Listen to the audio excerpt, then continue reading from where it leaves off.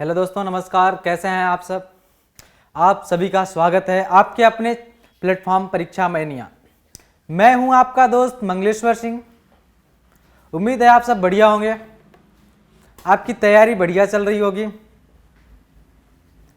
और मुझे आशा ही नहीं पूर्ण विश्वास है इस बार जीडी है ना आपके हाथों से बिल्कुल नहीं जाएगी, है ना। मतलब कि इस बार आपका सिलेक्शन पक्का है। मुझे अपने से ज़्यादा आपके ऊपर भरोसा है और मुझे उम्मीद है आप मेरे भरोसे को कायम रखेंगे,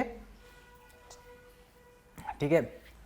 और मौसम जैसे कि सर्दियों का है, अपना ख्याल रखिए, ऊनी वस्त्र पहनिए और आइए हम अपनी क्लास को स्टार्ट करते हैं। ये है जीडी का सेट 9। कौन सा है? सेट 9, ठीक है। मैंने पिछले सेट 8 करवा रखे हैं, 1 से लेकर 8 तक। उन्हें उन वीडियो को एक बार चेक करें, ठीक है, ठीक है। और अगर पहली बार आ रहे हैं हमारे प्लेटफॉर्म पे तो चैनल को सब्सक्राइब करें, वीडियो को शेयर करें और कमेंट में अपना सुझाव दें, ठीक है, या फिर जो प्रश्न आप पूछना चाहते हैं कमेंट में दें, ठीक है। दोस्तों आइए हम अपने क्वेश्चंस की शुरुआत करते हैं, ठीक है। हाँ, ये ध्यान दीजिएगा, ये सेट 9 है, ठीक है दोस्तों। अब इसके पहले के जो सेट हैं वो करवा दिए गए हैं, तो हमारे वीडियो के लिस्ट में एक बार चेक कीजिए आप, ठीक है। और यदि आपने नहीं देखा है तो उन्हें जरूर देखें, ठीक है। आइए दोस्तों हम अगले क्वेश्चंस की ओर ध्यान दें। निम्नलिखित में से कौन सा शब्द सारंग का अर्थ नहीं है? कौन सा शब्द सारंग का अर्थ नहीं है? पपीहा, शहद, कामदेव और राजहंस। पूछा क्या है? सारंग। क्या शब्द क्या है दोस्तों? सारंग। क्या है शब्द? सारंग, ठीक है। हाँ, क्या है? सारंग का अर्थ नहीं है, ठीक है ना। तो क्या है? निम्नलिखित में से कौन सा शब्द सारंग का अर्थ नहीं है? तो क्या होगा दोस्तों? शहद। कौन सा नहीं होगा? शहद नहीं होगा, ठीक है। चलिए अगले क्वेश्चन की ओर ध्यान देंगे, ठीक है। जो चीजें नहीं समझ में आ रही है तो आप एक बार अपने कमेंट में बताइए, ठीक है दोस्तों। चलिए अगले क्वेश्चन की ओर देखें। मानवीय, मानवीय का विलोम बताइए, है ना। मानवीय, मानवीय मानवता का गुण, ठीक है। तो दोस्तों मानवीय का विलोम होगा मानुष, मानव, अमानवीय और अमानवता, है ना। तो मानवीय का विलोम होगा, ठीक है। चलिए, तो मानवीय का विलोम क्या होगा? अमानवीय। क्या होगा दोस्तों? अमानवीय। मानवीय का विलोम क्या होगा? अमानवीय, ठीक है। चलिए, मानवीय का विलोम क्या होगा दोस्तों? अमानवीय होगा, ठीक है। चलिए दोस्तों अगले क्वेश्चन की ओर ध्यान देंगे। हाँ, जिसके आने की तिथि, क्या? जिसके आने की तिथि के लिए, जिसके आने की तिथि न हो, क्या हो? जिसके आने की तिथि क्या हो? न हो, है ना। जो अचानक आ जाए, है ना, उसके लिए एक शब्द है। अब तो हालांकि ऐसा कोई अचानक आता नहीं है, पहले ही फोन कर देते हैं, हाँ भैया हम आ रहे हैं, ठीक है। लेकिन ये बात उन जमाने की जाती जब पत्र चलते थे, है ना। अब तो व्हाट्सएप का जमाना आ गया है, जैसे ही मैसेज कर रहे हो ब्लू टिक आ जाता है। लेकिन पहले क्या होता था कि पत्र भेजे जाते थे तो उसमें महीनों लग जाते थे, है ना। तो क्या होता था? जिसके आने की तिथि न हो, है ना, कभी भी आ जाए। क्या? अनाहुत, आगंतुक, आतिथ्य और अतिथि। तो क्या होगा? अतिथि, ठीक है। अतिथि देवो भव, है ना। हमारे भारत में कहा जाता है कि अतिथि कैसा है? देव के समान है, ठीक है, देवताओं के समान है। किसके समान है? देवताओं के समान है। निम्नलिखित में से कौन सा वाक्य, क्या? कौन सा वाक्य व्याकरण की दृष्टि से अशुद्ध है? कैसा है? अशुद्ध है दोस्तों। कैसा है? अशुद्ध, है ना। शुद्ध नहीं है, कैसा है? अशुद्ध, है ना, अशुद्ध है, ठीक है। वह दंड देने के योग्य है। क्या? वह दंड देने के योग्य है। 4 विद्यार्थी नकल करते हुए पकड़े गए, ठीक है। मैंने यह पुस्तक पढ़ी है, उन्होंने अभी अभी खाना खाया है ना। तो क्या होगा? वह दंड देने के योग्य है। इसमें पूछा अशुद्ध वाक्य कौन सा होगा, तो ये वाक्य शुद्ध है, इसलिए ये क्या हो गया? गलत हो गया। ये भी वाक्य शुद्ध है ना। और 4 विद्यार्थी नकल करते हुए पकड़े गए, ये भी वाक्य शुद्ध है, ये गलत। अब बचा क्या, वह दंड देने के योग्य हैं, तो ये वाक्य क्या होगा, निम्नलिखित में से अशुद्ध, तो ये अशुद्ध वाक्य होगा, ठीक है। क्या होगा, वह दंड के पात्र हैं, ठीक है, क्या होगा, वह दंड के क्या है, पात्र हैं, ठीक है दोस्तों, है ना। योग्य नहीं होगा, ठीक है, क्या होगा, पात्र, वह दंड के पात्र हैं, है ना, ठीक है। चलिए अगले क्वेश्चन की ओर ध्यान देंगे। अगला क्वेश्चन है हमारा, निम्नलिखित में से अशुद्ध वाक्य को पहचानिए। श्रीमती गांधी, है ना, आयरन लेडी, श्रीमती गांधी भारत की प्रधानमंत्री थी। श्रीमती गांधी किसकी बात कर रहा है, इंदिरा गांधी, है ना। मेरे ऊपर कृपा करें, मेरे घर के सामने पाठशाला है, वहां भारी भीड़ थी, ठीक है। तो वाक्य में क्या कह रहा है कि निम्नलिखित वाक्य में से अशुद्ध वाक्य पहचानिए। देखिए, श्रीमती गांधी भारत की प्रधानमंत्री थी, ये वाक्य शुद्ध है इसलिए गलत हो गया। मेरे ऊपर कृपा करें, ये वाक्य अशुद्ध है इसलिए सही हो गया, ठीक है। मेरे ऊपर कृपा करें ये नहीं होगा दोस्तों, क्या होगा, मुझ पर कृपा करें, क्या होगा, मुझ पर कृपा करें, है ना। मेरे ऊपर कृपा करें ये गलत है, क्या होगा, मुझ पर कृपा करें, ठीक है, क्या होगा दोस्तों, मुझ पर कृपा करें। चलिए अगले क्वेश्चन की ओर ध्यान देंगे। हाँ, निम्न वाक्य के किस भाग में त्रुटि है, निम्न वाक्य के किस भाग में त्रुटि है। आधी रात से सोने की कीमत में भी भारी उछाल आया है ना, सोने की कीमत में भारी उछाल आया, ठीक है। तो क्या है, उछाल आया है, में भी आधी रात से सोने के कीमत में। अब यहां पे देखिए, इसमें क्या है, त्रुटि, जिस वाक्य में जिसमें जहां पर त्रुटि है उसे पहचानना है। तो ये क्या है, उछाल आया है, ये सही है इसलिए ये गलत, में भी ये भी सही है इसलिए गलत, ठीक है। आधी रात से ये भी सही है इसलिए गलत। अब इसमें क्या है, सोने के, तो क्या होगा, सोने के नहीं, सोने की कीमत में, है ना, क्या होगा दोस्तों,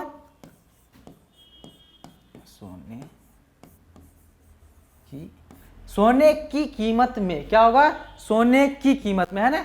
यहां पे क्या है, तो ये गलत हो गया, ठीक है।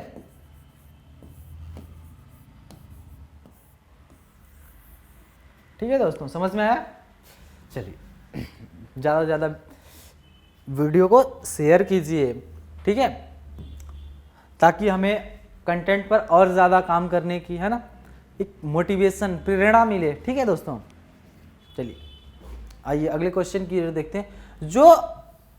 जो बदला न जा सके, क्या, जो बदला न जा सके, है ना, के लिए उपयुक्त शब्द है। जो बदला न जा सके के लिए उपयुक्त शब्द है अपरिवर्तनीय, प्राकृतिक, अप्रयुक्त और आमूल चूल, है ना। तो क्या है, अपरिवर्तनीय, जो बदला न जा सके, है ना, अपरिवर्तनीय, ठीक है ना। जो बदला न जा सके के लिए उपयुक्त शब्द क्या होगा, अपरिवर्तनीय, ठीक है। चलिए अगले क्वेश्चन की ओर ध्यान देंगे। जिसे, है ना, जिसे बुढ़ापा, क्या है, ये शब्द है बुढ़ापा, ठीक है दोस्तों।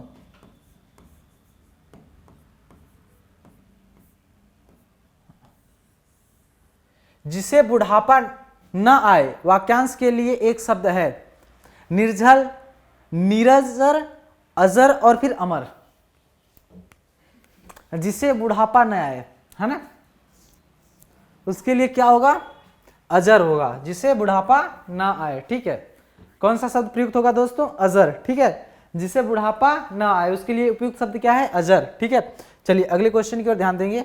जो स्त्री कविता रचती है, क्या है, जो स्त्री कविता रचती है, अर्थात कवि का स्त्रीलिंग, ठीक है। जो स्त्री कविता रचती है, वाक्य के लिए सही शब्द का चयन कीजिए। जो स्त्री कविता रचती है, जो स्त्री क्या करती है, कविता रचती है, उस वाक्य के लिए सही शब्द का चयन कीजिए, ठीक है। कवि, कवयित्री, आशु कवि और फिर निर्देशिका। निर्देशिका ये क्या है, डायरेक्टर, निर्देशक, निर्देशिका, है ना। तो ये हो गया। और फिर क्या बोलता है, जो कविता लिखती है, तो कवयित्री, कवित्री, है ना, कवित्री, कवयित्री, ठीक है। चलिए अगले क्वेश्चन की ओर ध्यान देंगे, ठीक है। हाँ, दिए गए शब्द का विलोम चुने। सजाती, जातीय, क्या जातीय, है ना। तो सजातीय, अजातीय, प्रजातीय और विजातीय, है ना। जातीय का जो विलोम होगा तो ये होगा विजातीय, जातीय का क्या होगा विजातीय दोस्तों, ठीक है। चलिए अगले क्वेश्चन की ओर ध्यान देंगे। जटिल, क्या जटिल का विलोम शब्द है जटिल, है ना। जटिल बिल्कुल उलझा हुआ, तो जटिल सरल, कुटिल, सहज और फिर अजटिल। तो जटिल का जब हम विलोम बोले तो क्या होगा सरल होगा, बिल्कुल, है ना। जटिल का विलोम क्या होगा दोस्तों सरल होगा, ठीक है। चलिए अगले क्वेश्चन की ओर ध्यान देंगे। तरुण का विलोम है तरुण, है ना, बिल्कुल। जब बच्चा छोटा सा होता है ना 10-12 साल की, तो तरुण अवस्था बोलते हैं, ठीक। तो तरुण का विलोम क्या होगा, तरुण का विलोम होगा बालक, युवा, वृद्ध और अबला। तो तरुण मैंने बताया था कि बच्चे की जब 10-12 साल की उम्र होती है तो तरुण अवस्था बोलते हैं, ठीक है। तो उसका विलोम क्या होगा वृद्ध, तरुण का विलोम क्या होगा वृद्ध, ठीक है दोस्तों। चलिए अगले क्वेश्चन की ओर ध्यान देंगे। कौन से शब्द की वर्तनी सही है ना। अत्योक्ति, अत्युक्ति, अत्युक्ति और फिर अत्युक्ति। तो इनमें से किस शब्द की क्या है वर्तनी सही है ना। तो ये है आपका गलत, है ना। अत्युक्ति नहीं है कोई शब्द, अत्युक्ति ये भी गलत, ये भी गलत। तो ये क्या होगा किस शब्द की जो वर्तनी है वो क्या है सही है, तो कौन सा होगा अत्युक्ति, ठीक है दोस्तों। चलिए अगले क्वेश्चन की ओर ध्यान देंगे। निम्नलिखित में से शुद्ध वर्तनी वाला शब्द कौन सा है जिसकी वर्तनी क्या हो शुद्ध हो। ऐतिहासिक ये गलत है, ऐतिहासिक ये भी गलत है, ऐतिहासिक ये भी गलत है, ऐतिहासिक ये सही होगा, है ना। ऐतिहासिक घटनाएं, ठीक है। चलिए अगले क्वेश्चन की ओर ध्यान देंगे। हाँ, निम्नलिखित में से, है ना। चलिए आइए अगले क्वेश्चन की ओर ध्यान देते हैं।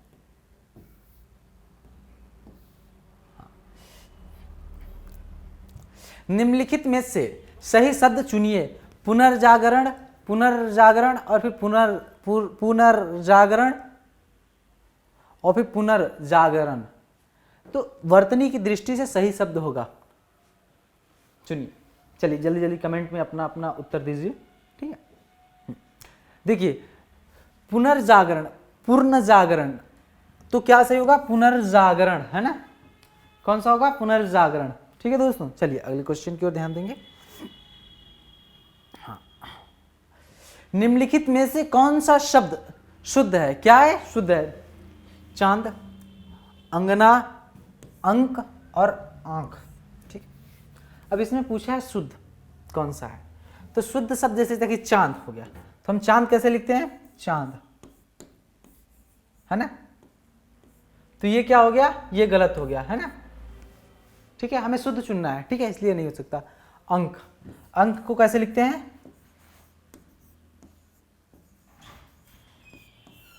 ठीक है, इसलिए ये भी गलत, ठीक है। आंख, आंख को हम कैसे लिखते हैं दोस्तों,